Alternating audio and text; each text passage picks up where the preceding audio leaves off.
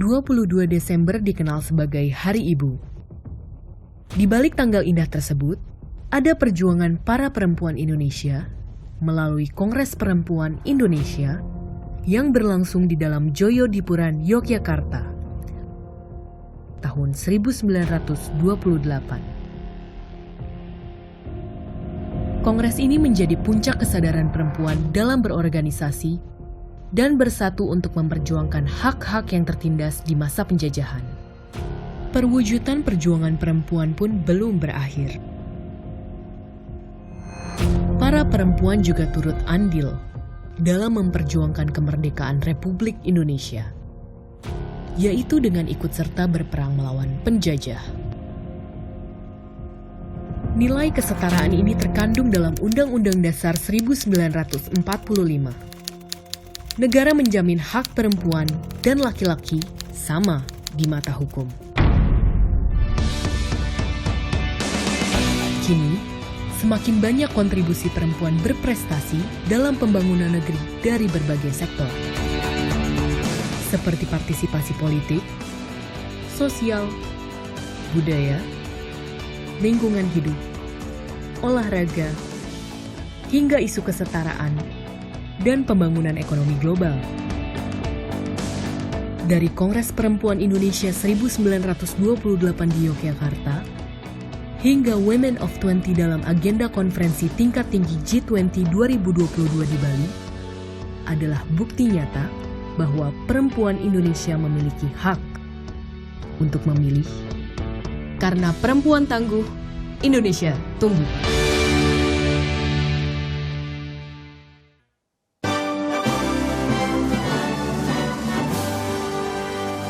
Indonesia, tanah airku, tanah tumpah darahku. Di sanalah aku berdiri, jadi pandu ibuku.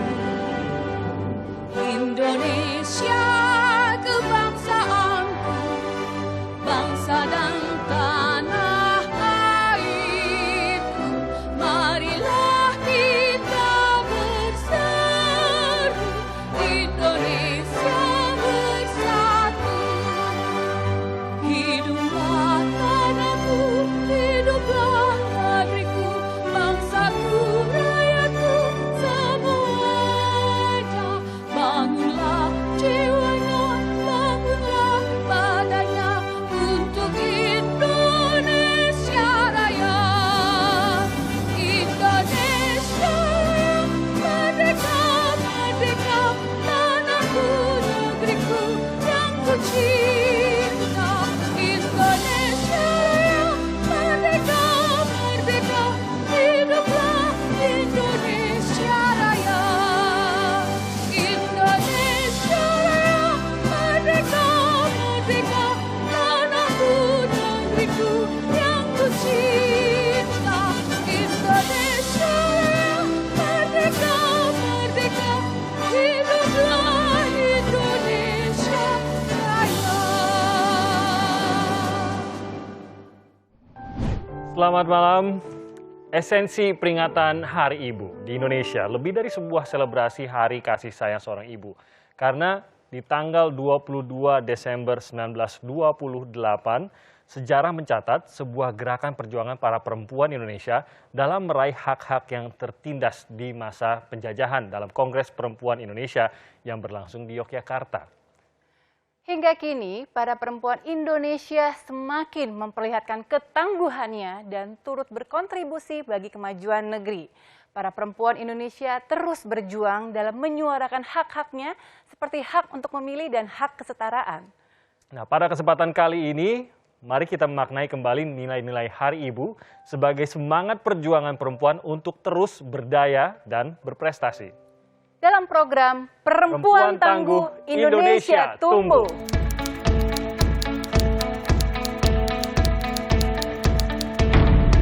Pada 23 Januari 1947, lahir seorang anak perempuan bernama Diah Permata Megawati Setiawati Soekarno Putri di Istana Kepresidenan Gedung Agung Yogyakarta.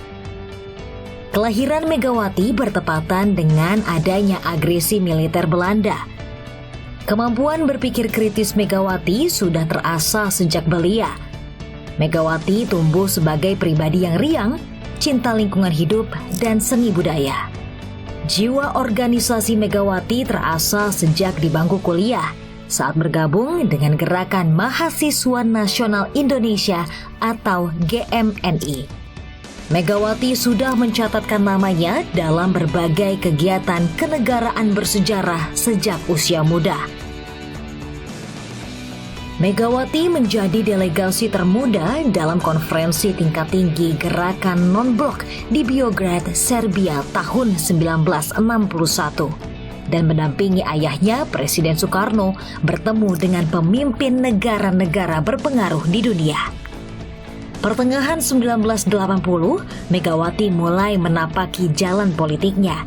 Pada tahun 1986, Megawati menjadi pimpinan cabang Jakarta Pusat Partai Demokrasi Indonesia. Pada 1987, Megawati menjadi anggota DPR RI dari Partai Demokrasi Indonesia.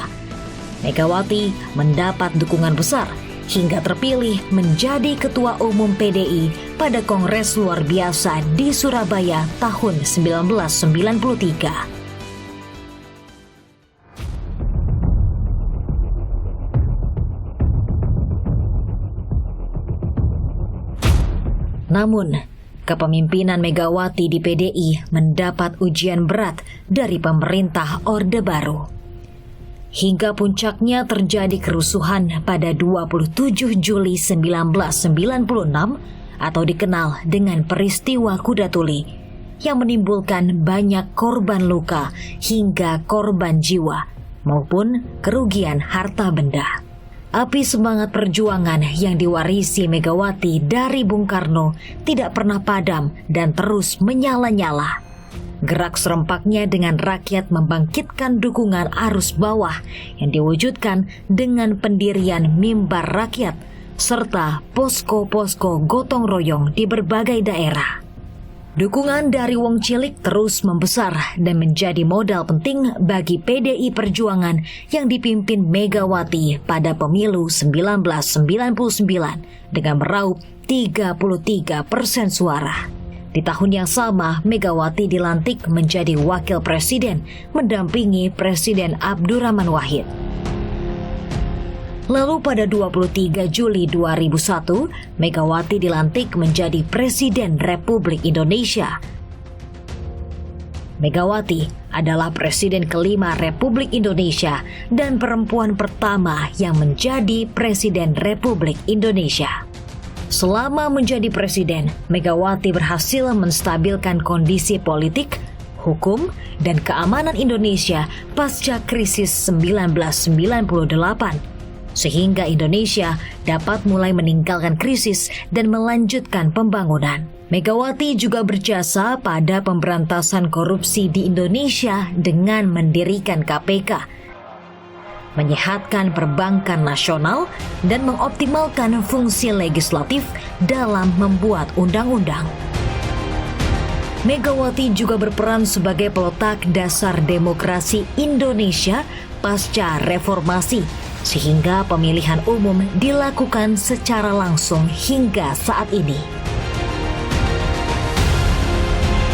Kesabaran revolusioner juga yang membuat Megawati bertahan pada jalan pengabdian untuk bangsa Indonesia yang teguh menjaga ideologi Pancasila. Kesabaran revolusioner itu berbuah saat PDI Perjuangan mencetak sejarah sebagai satu-satunya partai politik setelah reformasi yang berhasil memenangkan pemilu legislatif dan pemilu presiden 2 kali berturut-turut. Kiprah Megawati berbuah ragam gelar kehormatan atas jasa-jasanya dalam bidang politik, pemerintahan, demokrasi, serta sosial dan kemanusiaan. Ada 9 gelar doktor honoris causa yang dianugerahkan kepada Megawati dari berbagai universitas di dalam dan luar negeri. Di antaranya dari Waseda University of Tokyo dan dari Mokpo National University Korea Selatan. Megawati juga dianugerahi bintang kehormatan dari pemerintah Federasi Rusia dan gelar Profesor Kehormatan dari Universitas Pertahanan RI. Megawati juga dianugerahi tanda jasa medali kepeloporan dari Presiden Joko Widodo.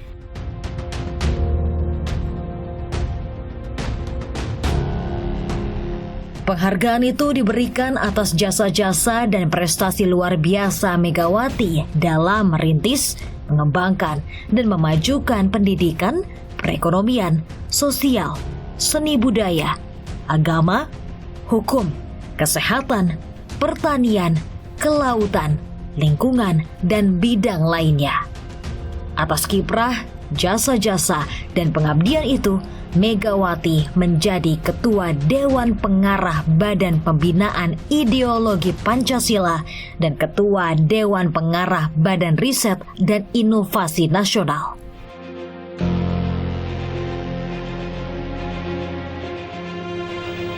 Megawati telah meraih banyak prestasi. Sosoknya masih seperti dahulu, seorang perempuan sekaligus ibu pemberani yang visioner, tegas, dan teguh mengamalkan Pancasila sebagai ideologi dan bintang penuntun Indonesia Raya.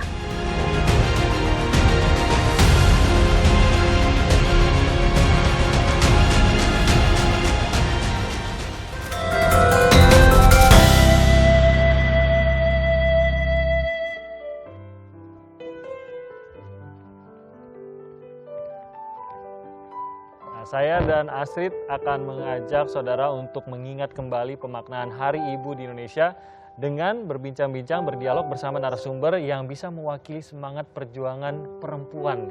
Dengan hormat, Menteri Pemberdayaan Perempuan dan Perlindungan Anak, Ibu Bintang Puspayoga. Apa kabar Ibu? Baik. Sehat ya Bu ya? Sehat. Dan juga sudah bersama kami Ibu Rima Agristina selaku Deputi Bidang Pengendalian dan Evaluasi Badan Pembinaan Ideologi Pancasila. Halo Ibu, selamat datang. Terima kasih sudah menyempatkan waktunya Ibu Rima. Dan tidak hanya Bu Bintang dan Bu Rima saja Astrid yang hadir di studio. Kami juga telah mengundang para perempuan tangguh dan menginspirasi sebagai ikon prestasi Pancasila untuk turut juga mengikuti dialog pada hari ini. Nah, yang sudah kami hadirkan, yang pertama ada Ibu Heni Sri Sundani yang juga sudah hadir di sini. Mbak Heni, ada juga Mbak Liani Ratri Oktila. Wah, ini ratu para bulu tangkis kita. Dan juga ada Ibu Maria Kristiana Norat. Terima kasih banyak sudah hadir. Nanti kita ngobrol-ngobrol lagi dengan mereka lebih jauh lagi gitu ya nanti dalam acara ini. Nah, terima kasih Bu Rima dan juga Bu Menteri sudah hadir di sini. Bu, saya ingin tahu ke Bu Bintang terlebih dahulu, bagaimana sebenarnya seharusnya Bu peran seorang ibu itu bagi generasi muda khususnya di masa pandemi ini, karena kan selama masa pandemi ini potensi diri perempuan itu semakin maksimal, perannya semakin maksimal juga gitu. Selain harus bekerja di rumah, WFH tetap jalan, sementara urusan rumah juga jalan, menjadi guru juga bagi pendidikan anak-anaknya. Gimana itu Bu? Terima kasih Mas Timi. Tapi sebelum saya jawab pertanyaannya, tadi kita sudah menonton ya tayangan terkait dengan pemaknaan Hari Ibu. Tentunya saya mengucapkan selamat Hari Ibu kepada perempuan seluruh Indonesia.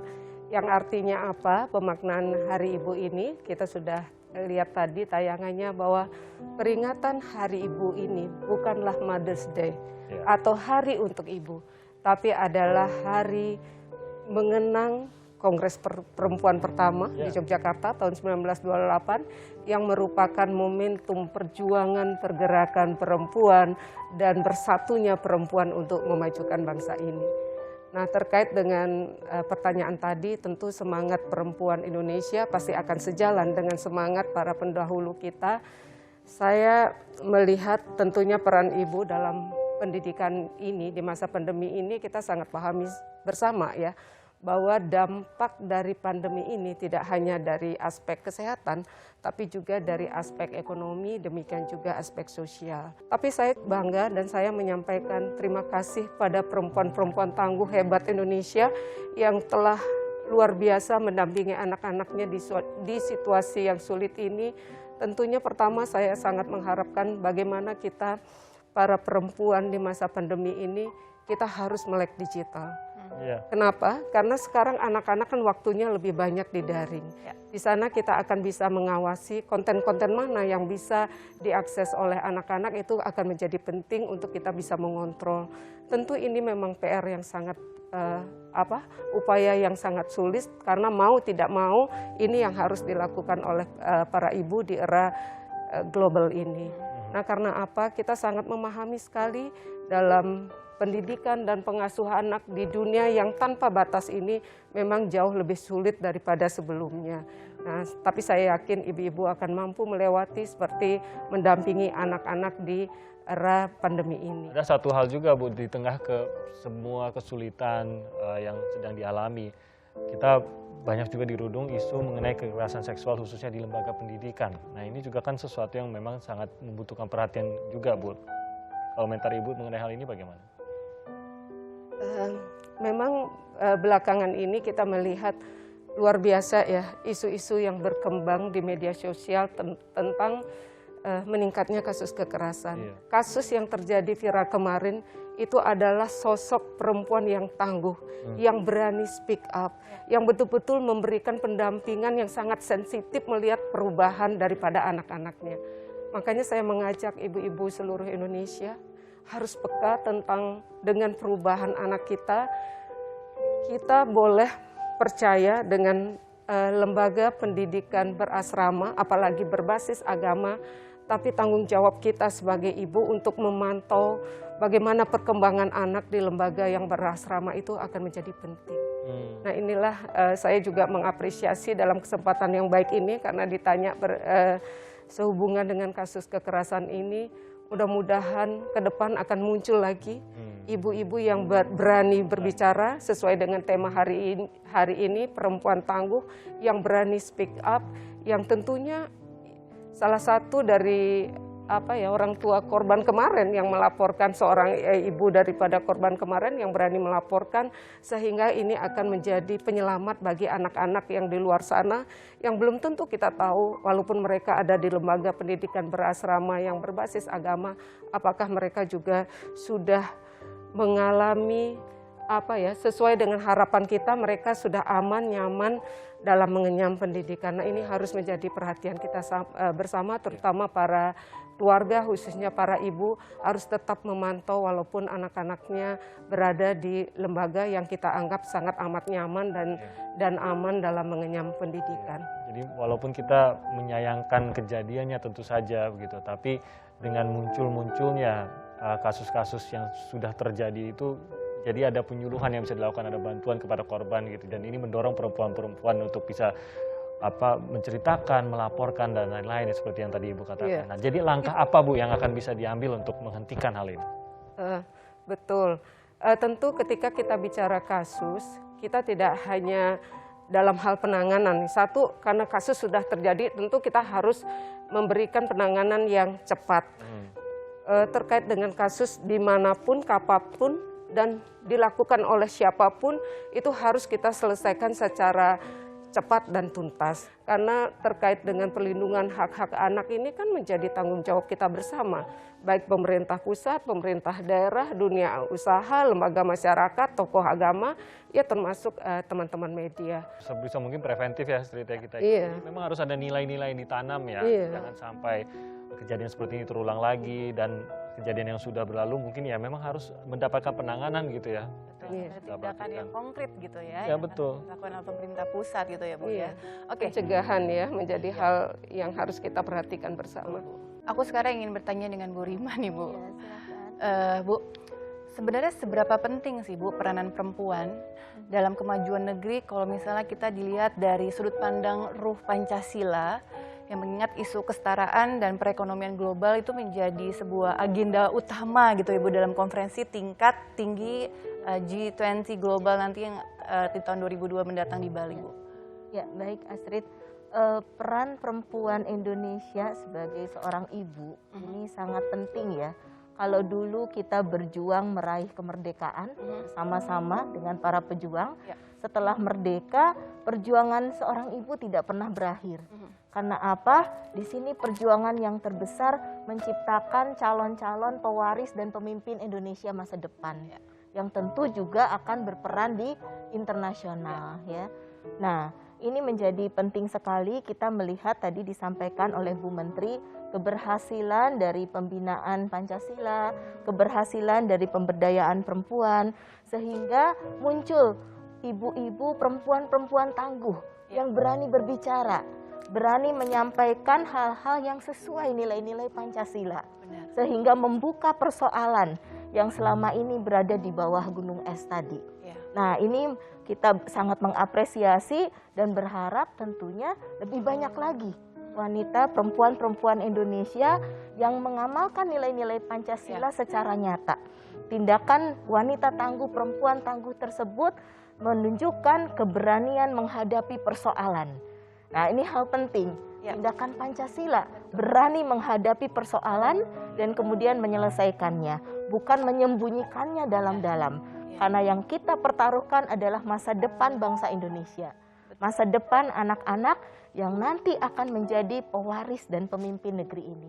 Jadi kita harus mengikis dulu nih ya Bu ya, sesuatu yang warisan-warisan zaman dulu yang mungkin mereka lebih melihat kepada sebuah aib keluarga atau lebih ke sebuah tradisi yang udah turun-temurun. Jadi sekarang memang harus membuka mata gitu ya, membuka hati dan melihat bahwa perubahan itu memang sekarang harus ditegakkan dari diri kita, dari keluarga kita sendiri. Ya, kita melihat inilah hasil daripada pendidikan, hasil dari kesetaraan gender, hasil dari pemberdayaan perempuan, sehingga kemudian bisa melihat adanya persoalan, keberanian mengungkap persoalan, keberanian menghadapi persoalan, dan terlebih lagi membina anak-anak kita sejak di rumah. Itu nilai-nilainya, nilai-nilai yang sejalan dengan nilai-nilai Pancasila. Harus setuju sekali. Itu jangan sampai punah dengan adanya globalisasi yang kebarat-baratan itu ya Bu ya. Jadi fondasinya itu harus terjelas untuk membentuk karakter dasar anak-anak kita untuk melihat masa depannya nanti.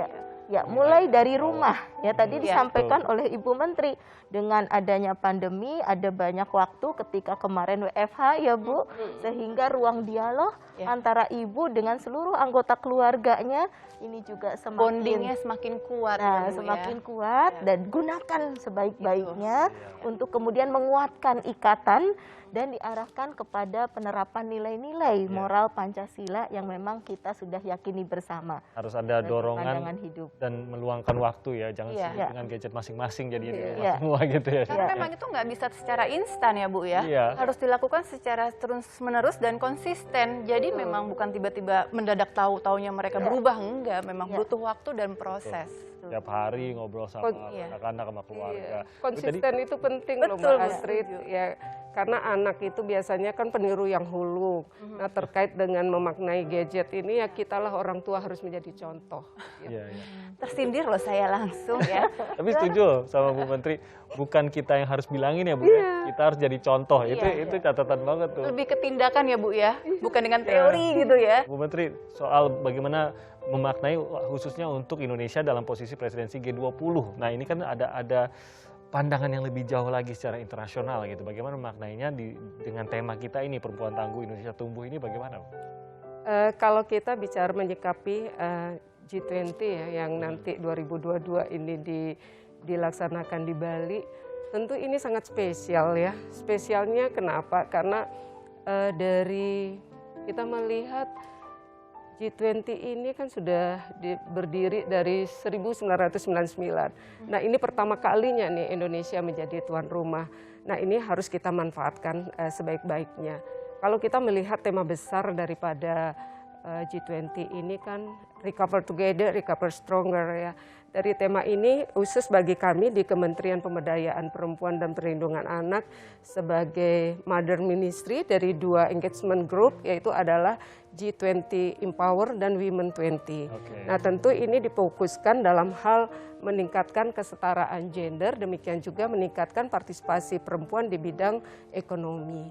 Nah, ini yang terus kita dorong. Kalau kita bicara masalah peningkatan perempuan di bidang ekonomi, selama ini kan kita melihat bahwa yang bertahan di situasi krisis itu adalah UMKM.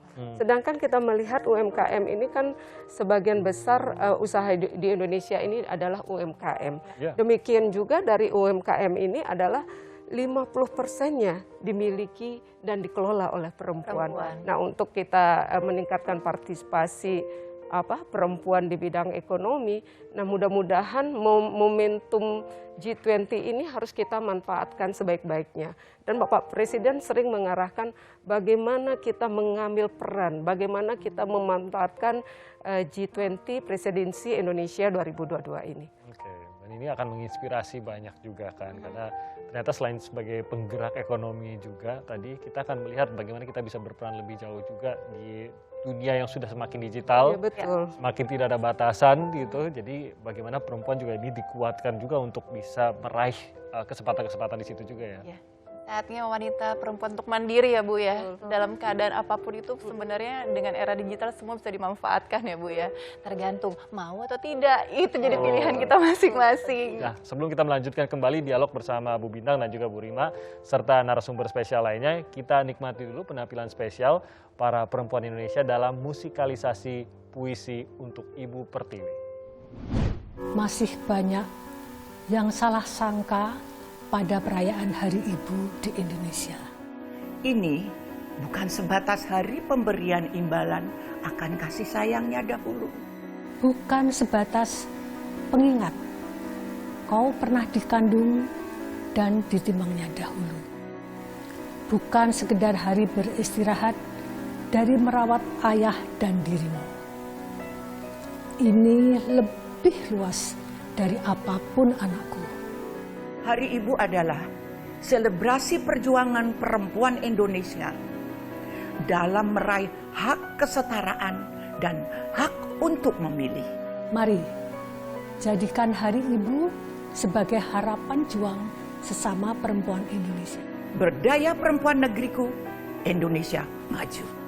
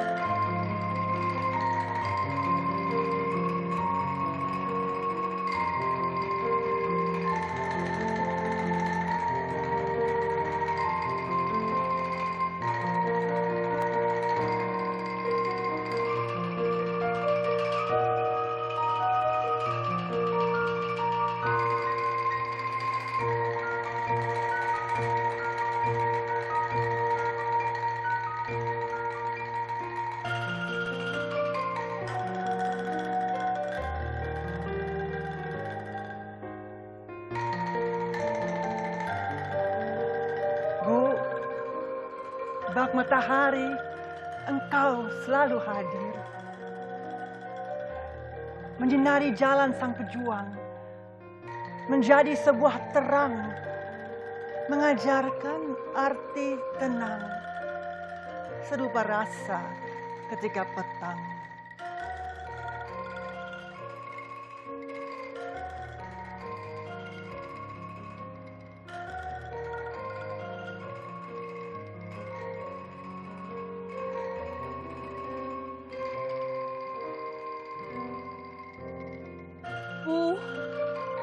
Hadirmu menjadikanku, bentuk pikirku darimu, kasihku ada karenamu.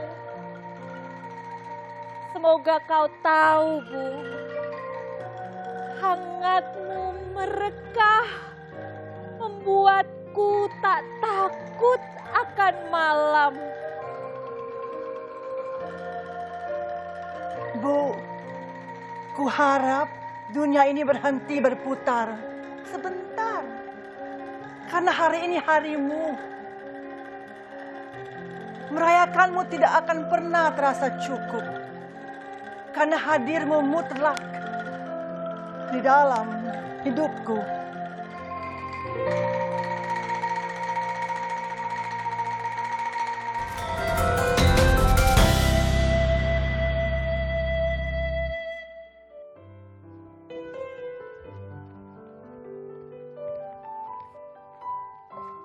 Pandemi COVID-19 di Indonesia ini belum usai, kita harus ingat itu. Nah, pada saat yang bersamaan, Indonesia masih dihadapkan dengan tantangan endemik demam berdarah pada anak-anak khususnya. Sehingga peringatan Hari Ibu 2021 ini adalah momen untuk mengingat pentingnya peranan ibu dalam menjaga kesehatan keluarga khususnya anak di masa pandemi COVID-19. Sehingga calon penerus bangsa dapat bertumbuh kembang secara optimal dan menjadi generasi sehat di masa depan. Nah, telah bergabung bersama kita saat ini secara digital ada Dewan Pengarah Badan Riset dan Inovasi Nasional, Profesor Adi Utarini atau Prof. Uut. Prof. Uut, selamat malam. Selamat malam. Saya mau tanya langsung nih, Prof. Uut. Sebenarnya bagaimana seharusnya peranan ibu dalam menjaga kesehatan keluarga, khususnya anak-anak di masa pandemi COVID-19 ini? Dan di saat yang bersamaan kita tahu juga bahwa endemi lainnya seperti demam berdarah juga tetap meningkat seiring dengan musim pancaroba. Baik, jadi kalau berbicara mengenai peran ibu ya peran ibu itu tentu tidak terlepas dari pemahaman kita bersama bahwa seorang ibu itu sangat multitasking ya.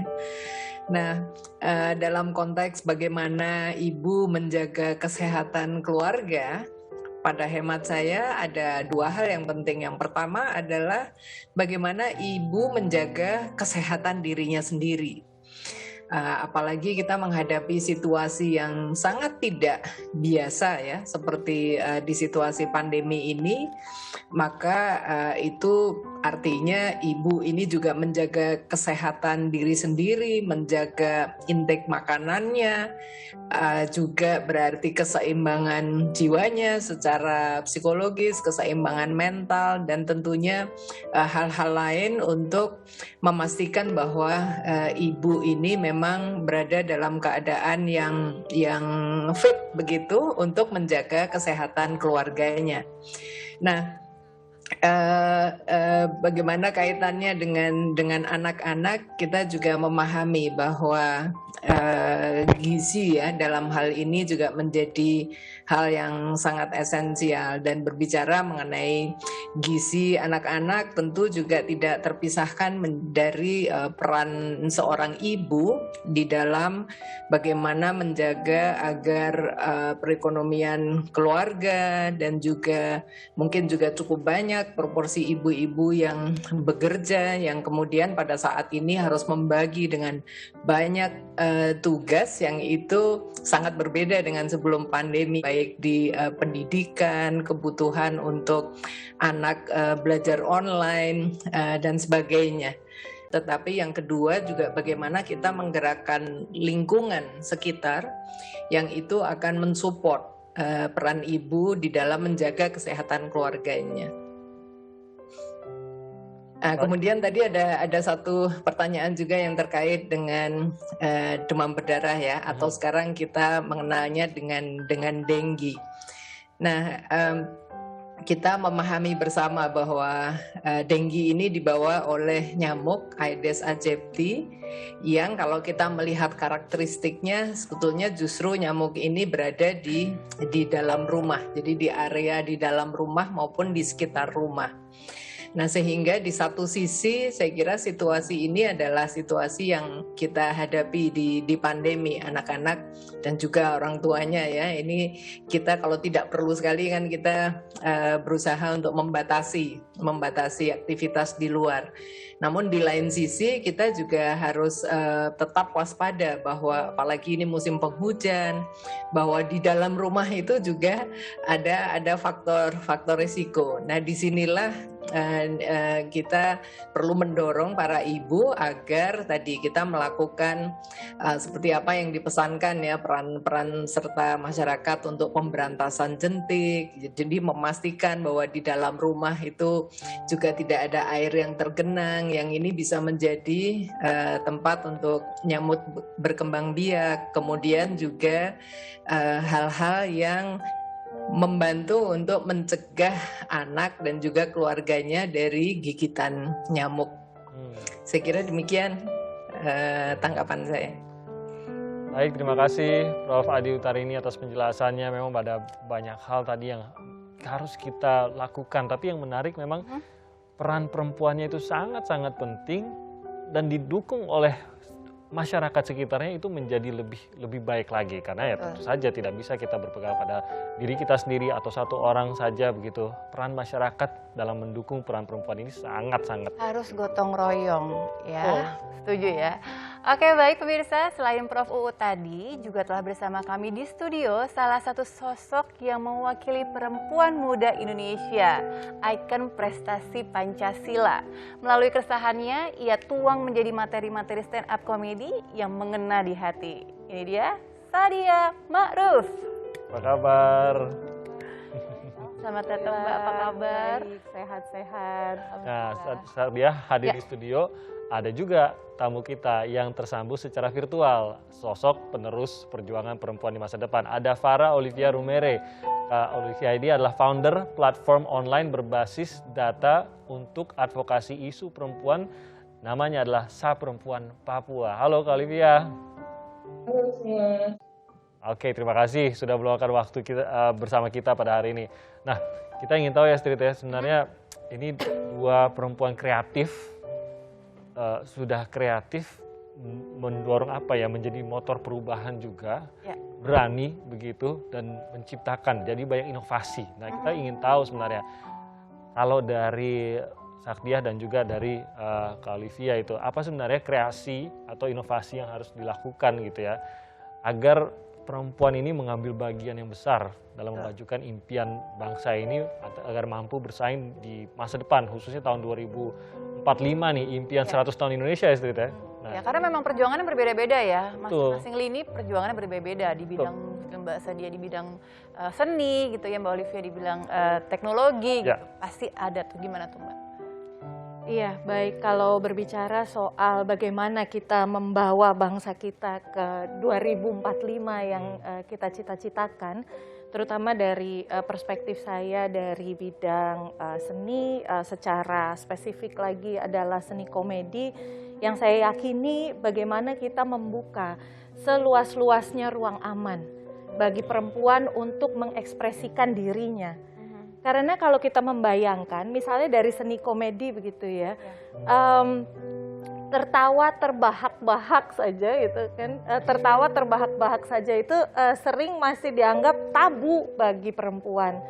Kita sejak kecil diajarkan untuk kalau tertawa menutup mulut dan sebagainya. Sebenarnya ini bukan semata-mata kesopanan sehari-hari, tetapi juga mencerminkan bagaimana keseluruhan struktur masyarakat juga masih limiting kepada perempuan, masih membatasi ekspresi perempuan. Tentu tidak ada salahnya ya menutup mulut ketika tertawa terbahak-bahak, tetapi kalau itu menjadi bagian yang dipahami di masyarakat dan hanya diterapkan bagi perempuan, itu kan hanya diterapkan bagi perempuan, maka posisinya menjadi oh iya limiting, jadi boro-boro tampil di panggung berkomedi begitu ya.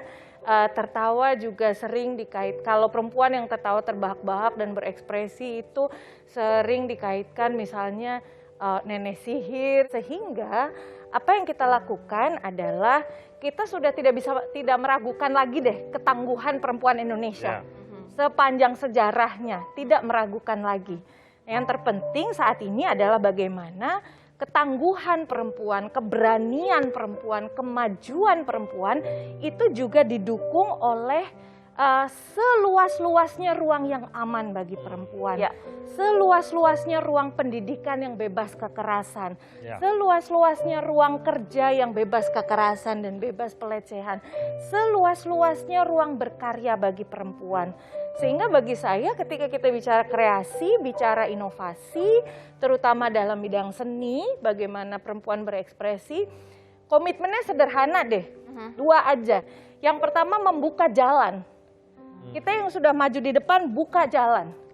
Buka jalan untuk sebanyak-banyaknya perempuan bisa bergabung tanpa terlalu banyak halangan. Bicara soal halangan, kita menuju yang kedua. Setelah buka jalan, kita break barriers.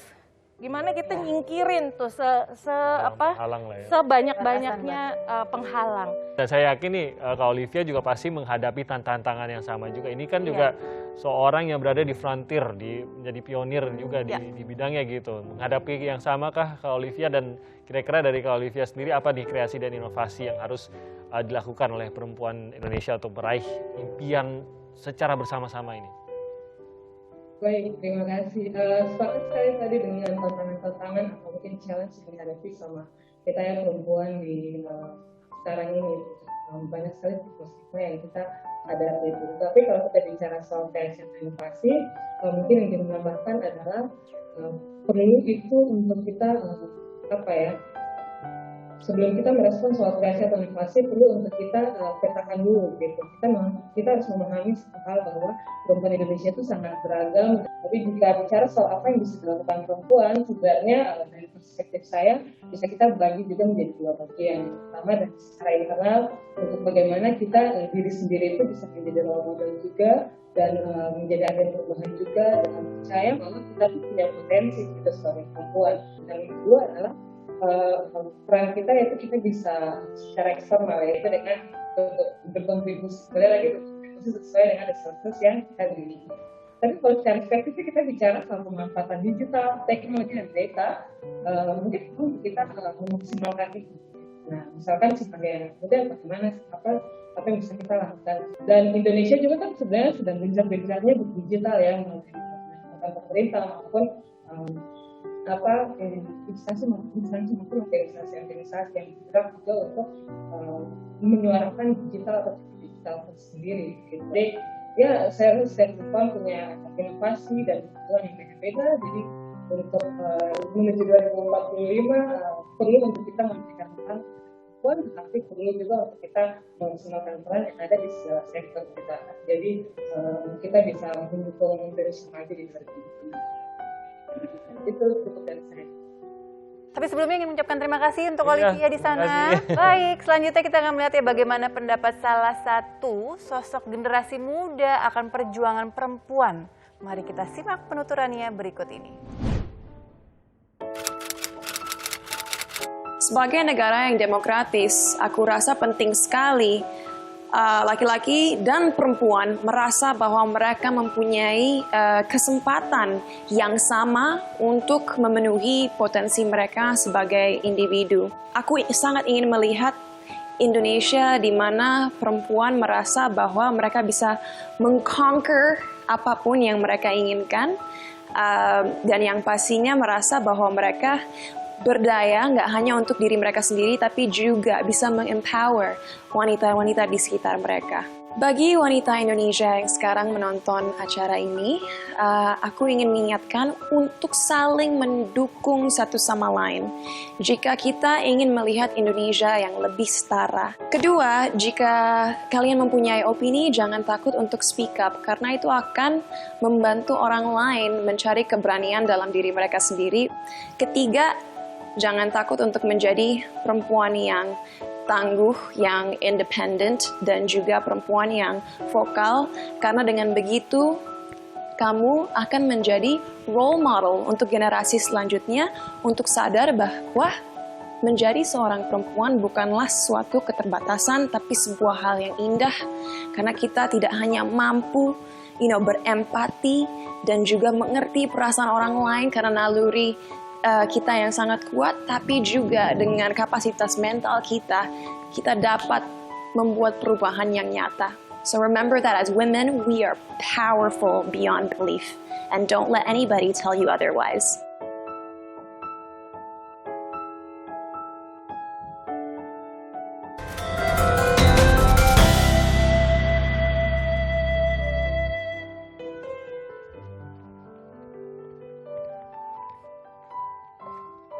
Saudara, kami juga mendatangkan narasumber spesial. Mereka adalah sosok perempuan muda berdaya, ibu yang tangguh dan memiliki semangat juang. Di balik kemajuan negeri, ada para perempuan tangguh yang turut berprestasi dan menginspirasi. Ialah Maria Christiana Norat, seorang bidan yang tangguh keluar masuk hutan untuk mengabdikan diri demi kesehatan masyarakat pedalaman Jambi. Pengabdiannya banyak mendapatkan penolakan di awal.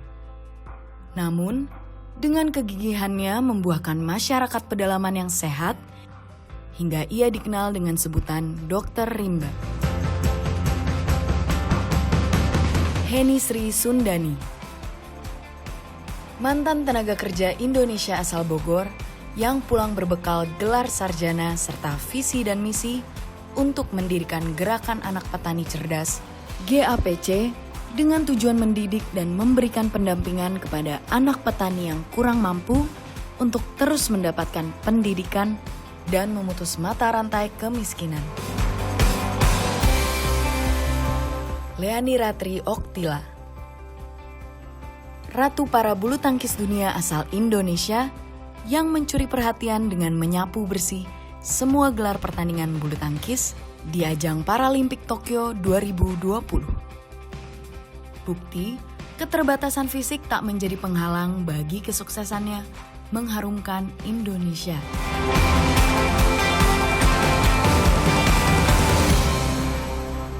Di sini saya sudah bersama 3 perempuan tangguh. Tadi sudah diperkenalkan kepada Anda, saya sudah bersama Mbak Maria, ada Mbak Leani juga di sini dan juga Mbak Heni. Apa kabar semuanya? Sehat. Sehat ya? Apa pesan-pesan Anda untuk menumbuhkan semangat ataupun bahkan memberikan gambaran mengenai nggak mungkin ada semua itu mudah, pasti akan ada tantangannya, tapi bagaimana kita bisa menghadapinya? Mungkin dimulai dari Mbak Leani terlebih dahulu, Mbak Maria terlebih dahulu.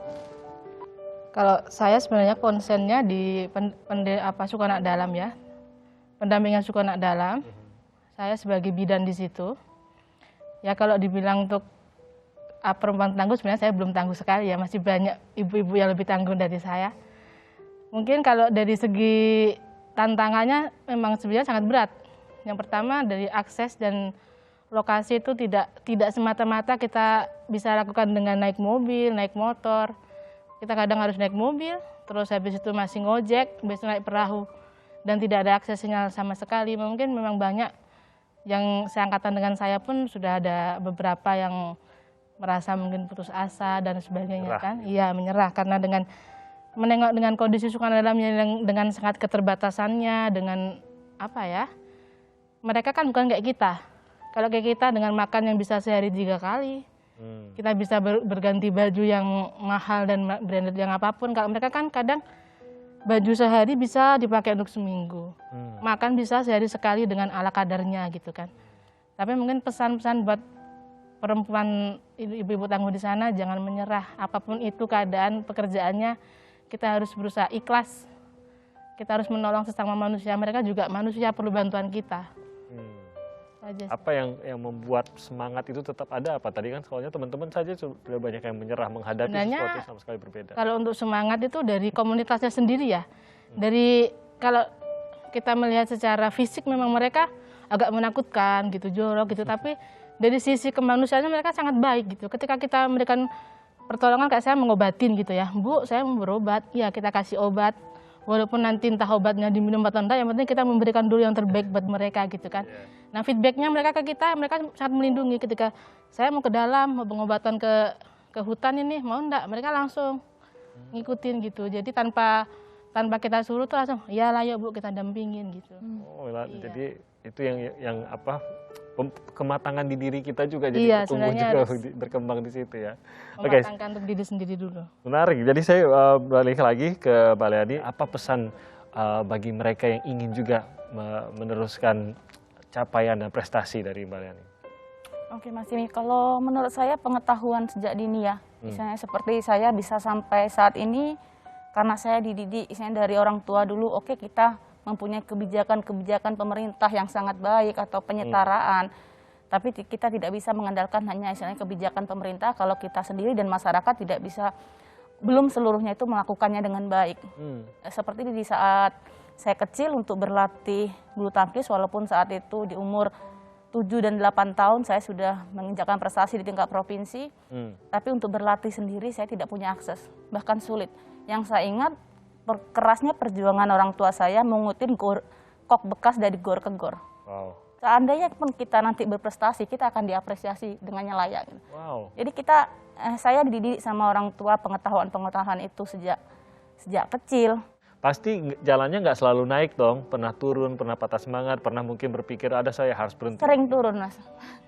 Saya saat ini di umur 30 tahun, 7 tahun saya mulai bulu tangkis, berarti 23 tahun perjuangan saya di bulu tangkis, dan masyarakat Indonesia baru mengenal saya di tahun ini. Padahal 23 tahun saya terjun di dunia bulu tangkis. Saya bisa membantu masyarakat di desa saya sendiri untuk berlatih. Mereka berlatih di sana gratis. Dan mereka yang bisa turun saya diambil klub-klub besar, paling tidak saya bisa berkontribusi untuk masyarakat di sekitar sana. Iya, suka banyak yang mau lihat emas Paralimpiknya nggak? Iya benar. Pasti ya, pasti kalau lihat dong emasnya gitu.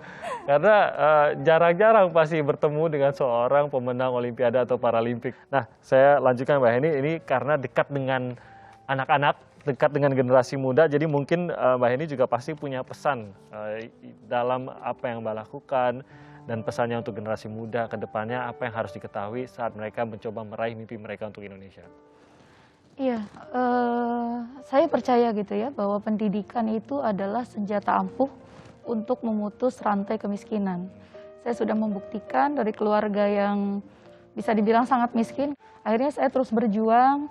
Dari kecil saya pengen jadi guru, saya terus berjuang dan pendidikan saya meskipun waktu itu saya harus jadi TKI ke luar negeri, tapi tetap dengan tekad bahwa saya berangkat boleh jadi TKI, tapi saya pulang harus jadi sarjana.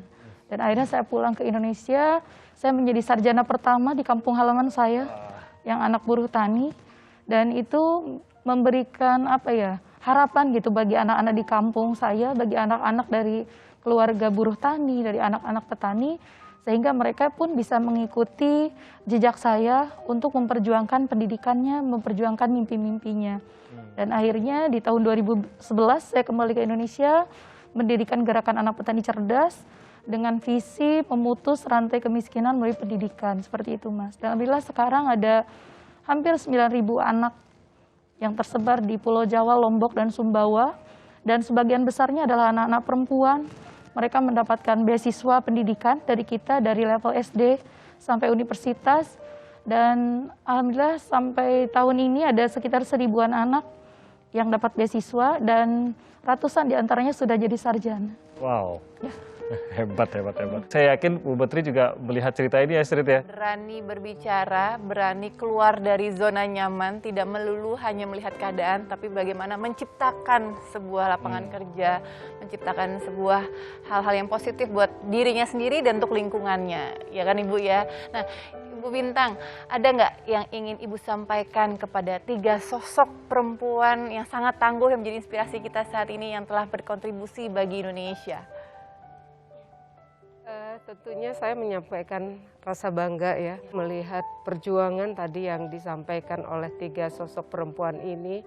Nah, ini kan sudah menunjukkan prestasi perjuangan di bidangnya masing-masing, dan ini juga merupakan salah satu bukti kontribusi perempuan terhadap bangsa dan negara. Bagi ibu-ibu, sosok perempuan hebat dan tangguh luar biasa.